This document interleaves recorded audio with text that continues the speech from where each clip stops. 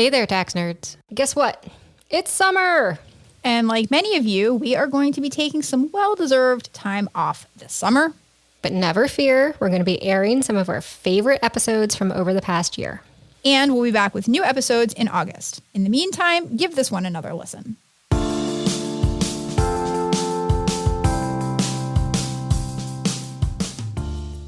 I'm Bridget Stomberg.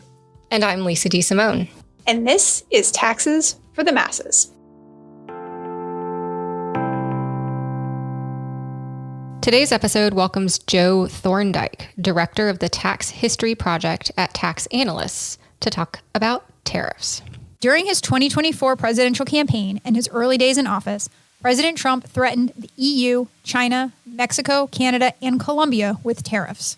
In today's episode, we welcome Joe Thorndike to explain how tariffs work and what the consequences of new higher tariff rates could be for U.S. individuals and businesses.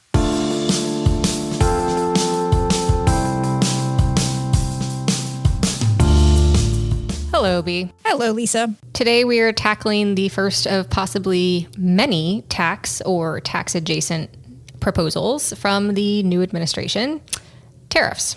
We are, and personally, I feel fortunate that we are not tackling this topic alone. Oh, I totally agree.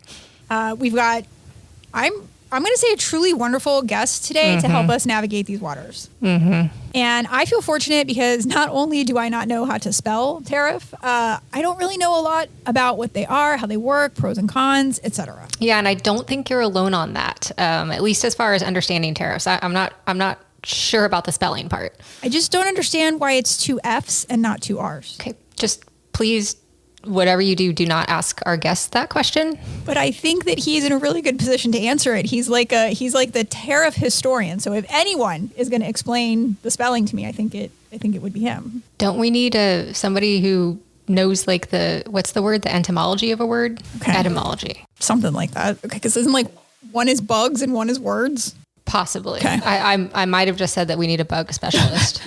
Anywho, my guess is that people in general are more familiar with taxes than they are with tariffs because taxes are much more common and tend to be, or at least historically in our lifetime, of a larger magnitude than tariffs. In the U.S. over the past 70 years, tariffs have never accounted for more than 2% of federal revenue. Wow. Yeah. Currently, individual and corporate income taxes and payroll taxes make up 94%. So, yeah, we know a lot less about tariffs for a reason. I think that's fair. Here's what I do know about tariffs, which I'm going to sum up in one sentence. Go for it. Okay, so I know that it's usually importers of goods that pay the cost of the tariff. And they typically, if they can, roll the price of that tariff into the price of the good that they're going to charge. And so as a result, many consumers are paying tariffs and they likely don't even realize that they're paying tariffs or the price impact of the tariffs that they're bearing. Yeah. And I have the suspicion that over the next 4 years, as a country, we're going to become much more familiar with the inner workings of tariffs. Reason being, President Trump is a big, huge fan of tariffs. He is. He even calls himself Tariff Man, apparently. It's a choice. During his first presidency, Trump used the authorities delegated to him by Congress to increase tariffs on certain goods. And as a result, duties on U.S. imports doubled during his administration to about $74 billion, according to data from the Congressional Research Service. Now, what I thought was interesting is President Biden had those same powers delegated to him, and he could have rolled back the increase in tariffs that Trump put in place, but he didn't. Yep. And so in the 2024 fiscal year, revenue from tariffs actually rose a little bit from $74 billion to $77 billion. Trump talked a lot about tariffs on the most recent campaign trail, proposing a 60% tariff on goods from China and a 20% tariff on all other imports. And just to level set here, like for reference, current tariff rates are usually like less than 10%. 2.5% on cars, 6% on golf shoes, not sure why, but like we are nowhere in the realm of 50 or 60% tariffs on goods currently. Yeah. And so proposing 60% and 20%, quite different. Yes. And former VP Harris used the magnitude of Trump's promises to basically dismiss his promises, dismiss them as unserious threats because of the potential negative impact they would have on U.S. citizens. Okay, say more things.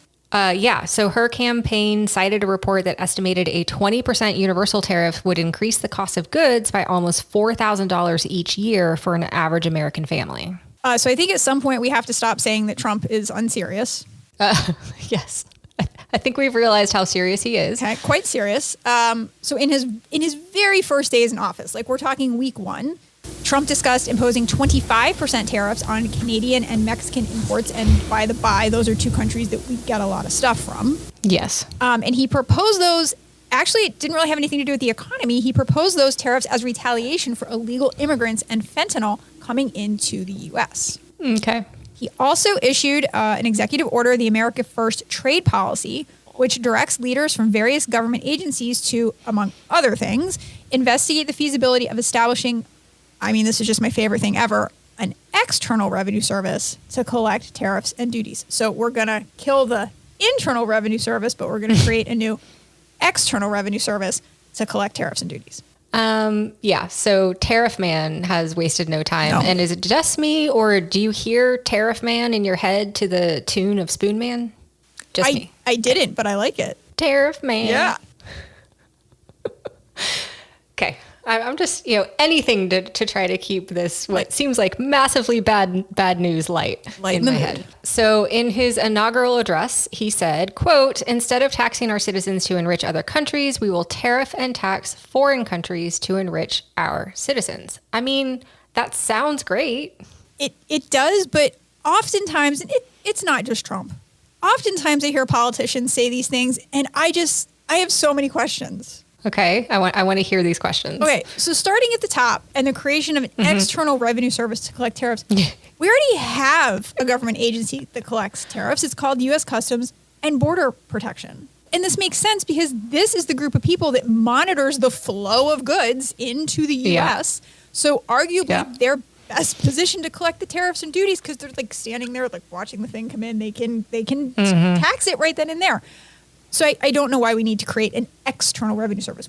Why do we need to create a new agency to do something when we already have an agency to do it? Did I lose you? Are you on mute? Oh, no. I just said you could ask your questions. I didn't say I could answer them. Okay. Thanks for that. You're welcome. Got more questions? I'm listening. Okay. Fraser Crane, I'm listening. You're validating my feelings and my confusion. Thank you. Okay, I have one more and then I'll stop. Because this is the one that really made my brain hurt. If tariffs are paid by importers, and it's going to be U.S. businesses that are the importers.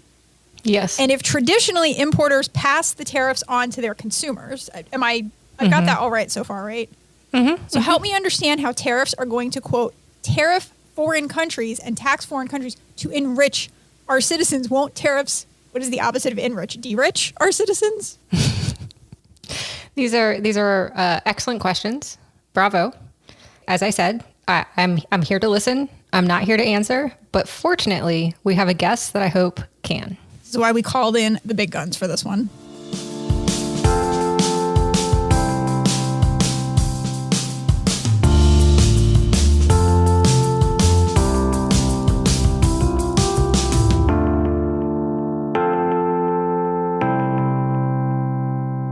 Today we welcome Joe Thorndike. Joe is director of the Tax History Project at Tax Analysts. He is a regular columnist for Tax Notes and a frequent contributor to Forbes.com. His writing has also appeared in many, many news outlets, including the New York Times, the Washington Post, the Wall Street Journal, and the New York Daily, along with numerous academic journals. He is also a frequent radio and television guest, appearing on National Public Radio, Fox News, CBS, and others. Joe's research explores the political economy of American taxation with a special focus on the 20th century. We are absolutely thrilled to welcome Joe to the podcast. Joe, thank you so much for joining us on the podcast. Hey, it is great to be here. Seriously. Could you start by telling us a little bit about your background? Like, how did you become interested in taxes and particularly the history of taxes? You know, like most people, my career trajectory was not foreseeable on the front end, right? Yep. Just really didn't think I'd do this. So, I mean, I started out as like a college journalist. I was the editor of the paper in college and whatever, and I'm looking for summer internships. And I mean, I'm looking at all the places that our college journalists want to work, big newspapers and some, public radio shows and whatever.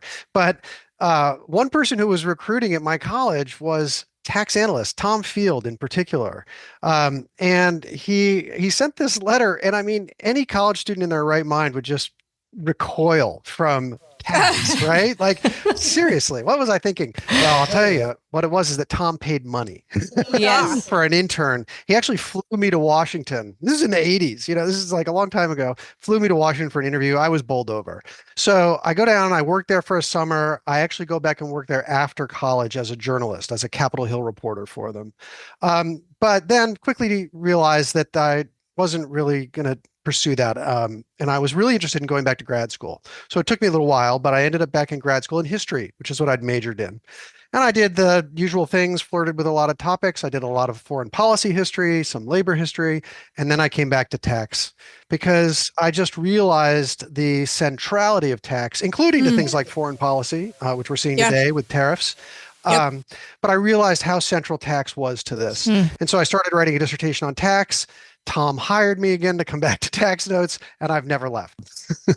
Thank you for sharing that, because we teach a lot of students, we teach tax classes, and we're always trying to, I would say, convince students that taxes are pervasive. So I like the way that you phrased it as the centrality of taxes to so many other issues. Yeah. No, that's true. And I taught a tax policy class for, I don't know, 5 years at Northwestern. And it was the same thing. You see students are sort of inherently drawn to this because they can quickly realize how important tax is to the daily issues of their lives, Yes. So look, it's incredibly boring by any objective standard. Real tax, or at least real tax practice, is boring in the way that lots of technical fields are boring to non-specialists. They're not boring to the specialists, Right. Correct. but it's very easy if you're really working at it to try to make it interesting because it's there. It's every issue you care about is somehow comes back to tax, at least in part. And I think that most people are easy to awaken to that fact. So today we wanted to talk specifically about tariffs. There's been a lot of discussion of tariffs both during the presidential campaign and now that President Trump has taken office. So just to level set for our listeners, can you explain at a high level what a tariff is and how is it similar or different than a tax?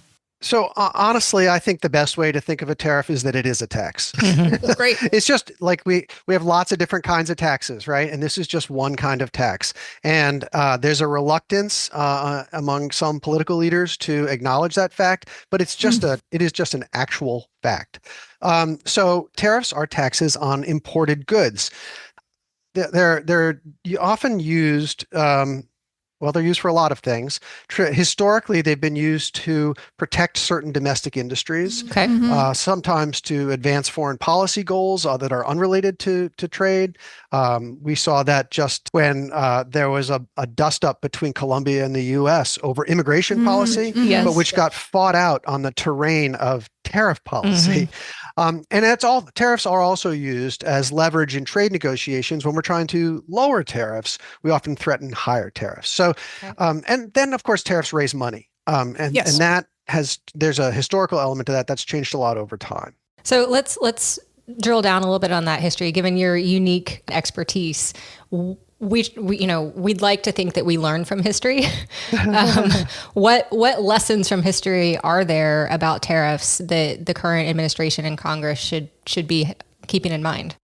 Well, tariffs are why we have an income tax. I think it's actually fair to think of the income tax as an anti-tariff, because what happened is that tariffs got so unpopular when they were in heavy use, let's say in the late 19th century especially. Okay. They got so unpopular that Congress decided to impose income taxes. Now, it took them a while to get that ironed out. They tried it first in the 1890s and then again in the 1910s. But the driving force behind the creation of the modern income tax, and really the modern corporate income tax in particular, was the existence of tariffs, which were seen as being burdensome on consumers and on regular people. And people resented that and wanted to find some way to shift more of the government's overall revenue burden onto some other tool that wouldn't be so regressive and so burdensome. So, that's the other thing about tariffs. You asked what they are. Well, they're sales taxes, really. They're consumption taxes. Yep. And like most consumption taxes, they are regressive. But these things were evident to consumers that they were paying the price. They were paying these tariffs and paying the price for what these tariffs are trying to accomplish, which was, hey, let's protect the iron industry. Well, that's fine, but regular people are going to pay those tariffs on imported iron, either if they're importing the iron itself or they're buying goods that are made with imported iron or whatever. This was not abstract to voters in the 19th century.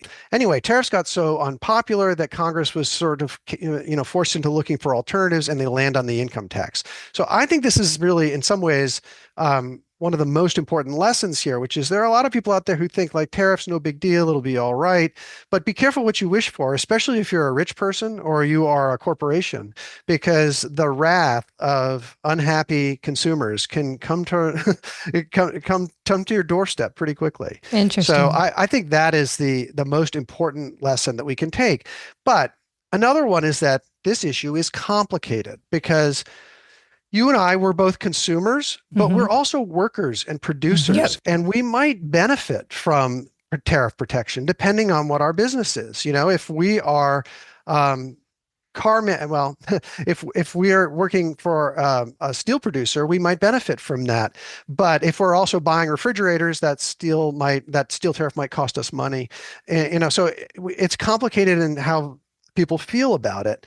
And that's why it's not a slam dunk issue for either side in the debate, because both people can sort of mobilize constituencies.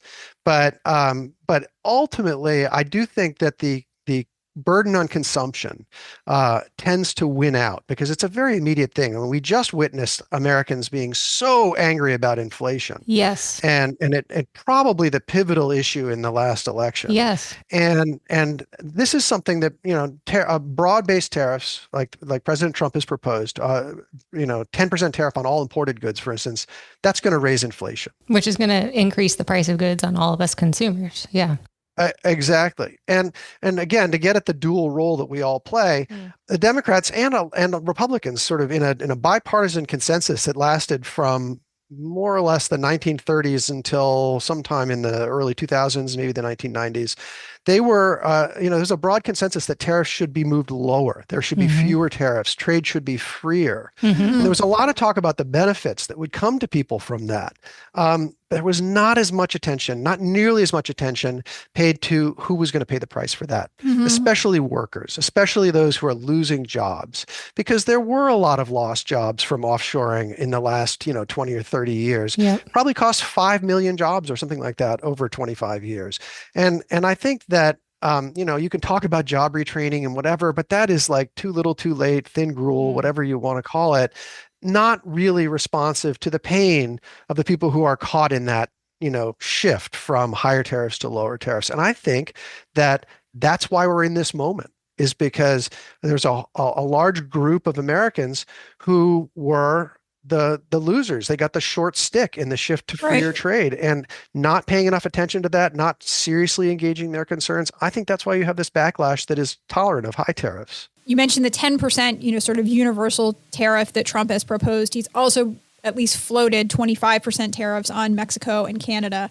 What are some potential consequences to individuals and businesses today of a hefty 25% tariff on our bordering neighbors? I mean, long story short, it's not likely to be good in my estimation. Okay. Again, we're having to balance some likely benefits against a lot of, in my mind, likely costs and disadvantages to these new tariff proposals. So, the tariffs will raise some money.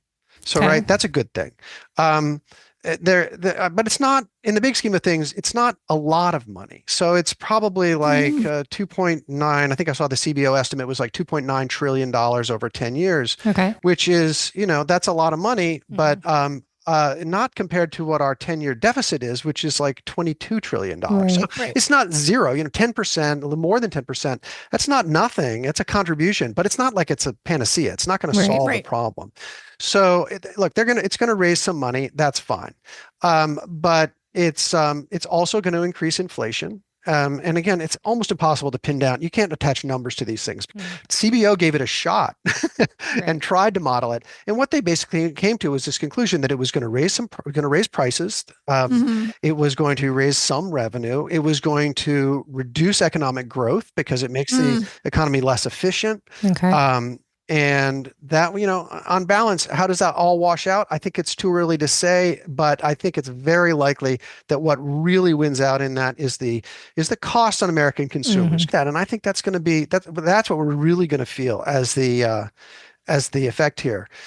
Now, the U.S. might get some benefits out of this in terms of the negotiating postures, right? I mean, we did just see that with the Colombia thing, where it does seem as though President Trump was able to use a tariff threat to get a non-economic issue resolved for him. Yeah. This may well be even more true when it comes to economic issues, because the reality is the U.S. is a big player here, and we are much more important to Colombia's economy than they are to ours. Like, sure, we don't want coffee prices to go up or cut flowers or whatever else is that we're importing from Colombia, but Colombia is really dependent on exporting those things to us. So we have an awful lot of leverage. That's true of Mexico and Canada as well.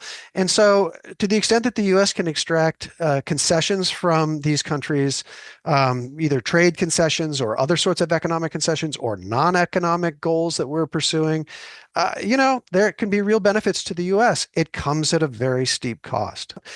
Having bad relations or at least contentious relations with your most important trading partners and your immediate neighbors, that comes at a real cost too. So again, I think that the danger here is it's really easy to paint with a broad brush when it comes to tariffs. And I do that too, because in general, I oppose the Trump tariffs. I think that they're a mistake. But I do think that a reasonable conversation about this has to engage that there are probably certain benefits. It's just that they are going to be vastly outweighed. And also the promises that are being made about tariffs, about how they're going to solve all of our financial problems, about how Americans won't pay them. These will be paid by foreigners. I mean, that's just transparently untrue. Right. So there's a lot of falsehood that gets thrown around here.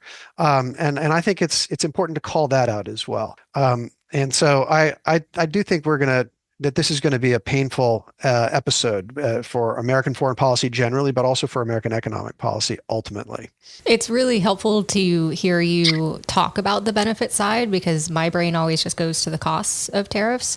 But it's also interesting that I didn't hear you say that a potential benefit of a new high tariff policy would be that we would somehow regain those jobs that we lost during this era of free trade. We might regain some jobs, but first of all, it's not easy to just create these jobs, right? If you want a car manufacturer to do more of their manufacturing in the U.S., well, that's fine, but it takes a while to build factories and tool them up and get them people hired, and to unwind the processes you already have in place. And so, to unwind this and try to move more manufacturing within the borders of the United States, if that is the goal, I mean, that's an enormously complex process. So we may get jobs back, and there are going to be situations where an item will have a tariff imposed on it that will cut our imports of those items, and there will be a domestic replacement for that. And those manufacturers will be able to scale up their production, and that will be good for them. So we'll create some jobs. The question is always, how does it net out? And I don't think there are many economists out there who think that this nets out well in the long run. Thanks for that. That was helpful. And everything that you're talking about here just underscores how difficult it would ever be to quantify the net effect of all of these things, right? Like you were talking about bargaining power and how it could potentially affect non-economic issues. Like to ever, at the end of the day, say these tariffs cost us this much or generated this much benefit for us on net, like that's never going to be possible. No, those are all pieces of the answer. If a tariff war with Europe weakens NATO and that empowers, Russia in its expansionist moves in Ukraine or else. I mean, how do you quantify that? You don't. Exactly. That's what we pay politicians for, is to make that sort of decision. 95% of the economists who you might choose to interview are going to tell you that these tariffs are a bad idea. And I think from strictly economic point of view, there's no question that that's true. Weighing it against the other pieces, that becomes a poli-sci or current history or something like that. And it's a thoughtful, careful analysis can be made, but it's just not susceptible to the sort of number crunching ultimately that we think of when we talk about tariffs or other taxes. So another thing that we like to talk about on the podcast is sort of the principles of quote unquote good tax policy. It's transparent, neutral, things of that nature. So when you think about these tariffs that are floating around, particularly along the lines of things like transparency and progressivity, how would you rate tariffs along those dimensions or any other dimension that you care to speak to? Well, let's actually, what just struck me when you were saying this is you said neutrality, which could mean a bunch of different things. But, one thing that's interesting about tariffs is that a 10% tariff across the board is at least uniform, Yes. Which I suppose makes it more economically damaging, but at least more predictable, and does a lot less, provides for a lot less room for favoritism. So here's the thing about tariffs. Typically, they're not imposed that way. They're imposed in a narrow way. We're going to tax this particular item. We're going to tax imported steel. We're going to tax sugar. We're going to tax washing machines. We choose something like that. That's the government picking winners and losers. And most people don't think that that's a good idea. Because every industry that deserves protection, it could be countered by other industries that also feel like they deserve protection. And in fact, this was so granular, you cannot imagine. Congress would get into the back rooms, those smoke-filled rooms, and they would be saying, all right, you up in Michigan, you have a big lumber industry. We'll put a tariff on imported lumber to protect you. But in return for that, here in Florida, we want to grow more sugar, so we want a sugar tariff from you. Your vote's for that. And there was all this log rolling that went on, and there were new winners and new losers all the time.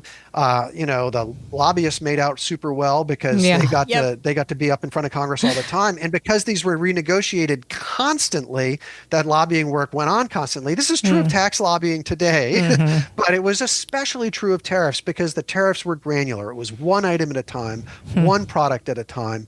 And it made for all sorts of basically graft and ugly policy making, and Congress was unable to stand up against to resist this. It was too useful for them to be handing out favors, selling favors, and eventually Congress got tired of this, believe it or not, and they tried to get rid of they abdicated some of this responsibility. So the Constitution grants Congress sole power to levy taxes of any kind, including tariffs. Okay. And so Congress has this sole power. Well, since the 1930s, at least, they've really delegated a lot of that power to the president.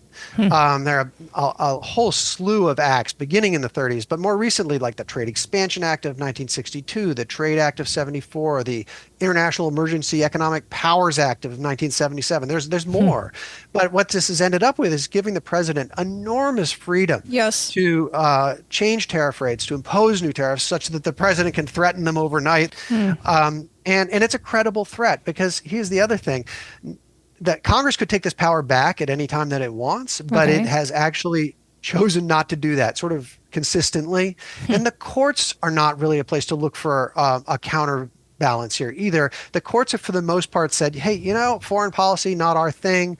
We're going to leave that mostly to the president's discretion, to the executive branch, because that's the way the Constitution intended it. So both Congress and the courts have sort of backed off and allowed this delegation to get created and then to remain in place, and there is no evidence that they're going to change that. So, what's good about this? Well, the thought was that the president wouldn't be as susceptible to all that log rolling and horse trading that went on, and that's probably true. And that's great as long as the president's doing things you want him to do. Right. But if the president decides to sort of go off and do whatever he wants to do on tariffs, there's not much of a backstop for that. Again, Congress at any time could do something about this, but there's no sign that they're going to do that. So So I do think that the delegation of tariff authority to the president was basically a good thing for most of the 20th century because it facilitated a reduction in trade barriers and an awful lot of growth. You know, the U.S. benefited enormously from being able to trade more freely with countries around the world. Yep. And so I think that really was a product of that delegation of authority.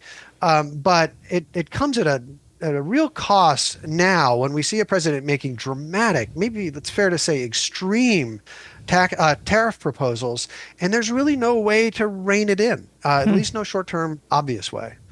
Joe, last question. If there are only, a couple things that our listeners walk away from this episode understanding about tariffs, what would they be? Yeah, I think the two biggest things to think about, and these are sort of the macro historical questions, and we have discussed both of them already, but I think they're worth repeating. Tariffs are gonna cost consumers money, and foreign companies are not going to be the people paying most of these tariffs. No. Right. But I think it's important to remember that the burden of these tariffs is going to fall on American consumers. It's going to cause inflation. It's going to cause pain. That pain will be regressively distributed. Okay. Poorer people will pay more than richer people. And I think that is the number one fact to remember. The number two fact to remember is that is politically volatile. So, the current poll data on tariffs does not show them to be enormously popular. They're, right around 50, a little less than 50% approval for Trump's proposals. But it's not a slam dunk for President Trump.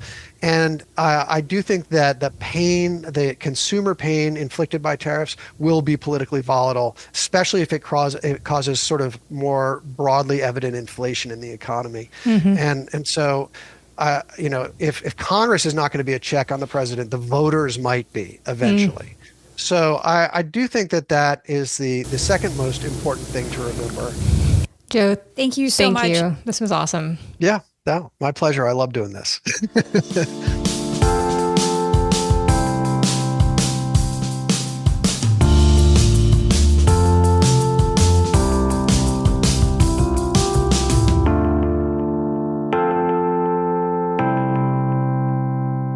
All right, it is time for the good, the bad, and the ugly. Would you like to kick it off today? Yeah, I learned a ton.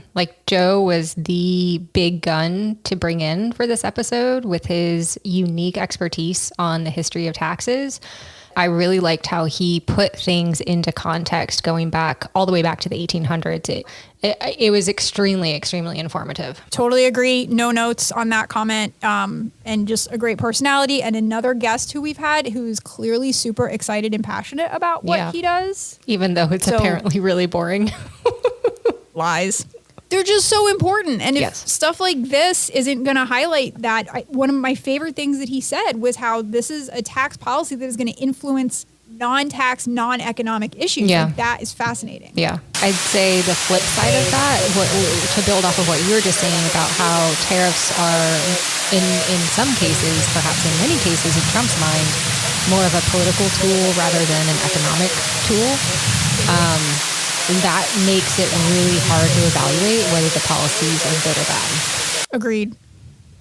The other thing he said, and again, I echo what you said about appreciating the historical context, loved the fact that he said we have an income tax because we got rid of tariffs. Yes. So do we have that to look forward to? Like if we're going to have 60% tariffs on China, does that mean that we get to slash our income tax rates? Or get rid of the income tax altogether and replace it with the federal sales tax, the Fair Tax Act that we did an episode on. Yeah. So, there's this sneaking suspicion in the back of my mind that maybe increasing tariffs and trying to use that as a revenue raiser is a way of trying to kill the income tax.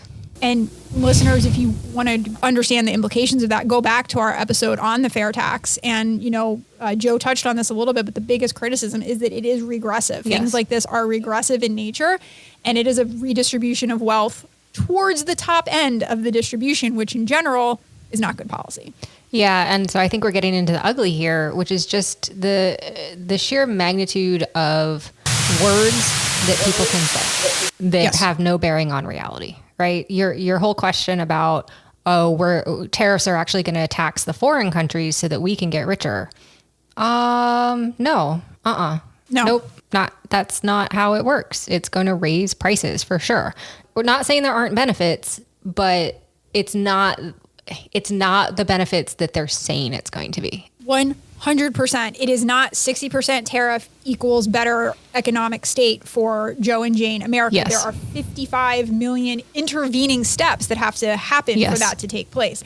So it can happen, but it is not as simple as the swipe of a pen and all of a sudden inflation is down and the economy is good. Right. The thing that was scariest to me about it, and this was something I learned in this episode, is the delegation. Yeah, I did not realize that. And so the thing that makes me a little scared is that, like, is this something that President Trump and perhaps other presidents too, I'm not going to say just him, but like, is this something that we're going to because we actually think it's the right thing to do, or because it's the easiest thing to do? Like, you don't need to get Congress to agree on anything. Right. You just get to decide unilaterally, I want to put a 27% tariff on this country because I don't like them or whatever. Like, that is scary. That's scary to me. I mean, it does make it makes a little bit of sense if it is a lever that we're using for foreign policy, because that does tend to fall into the executive branch. But I could be wrong. It doesn't sound like that's the way he's primarily pitching it. It sounds more like it's economic policy and taxation, and that is the purview of Congress. Absolutely. It's just interesting, and another reason why we all have to be alert and knowledgeable about what's going on so that we can evaluate it. Because, voters always, vote knowledgeably and in accordance with their best economic interests. 100%.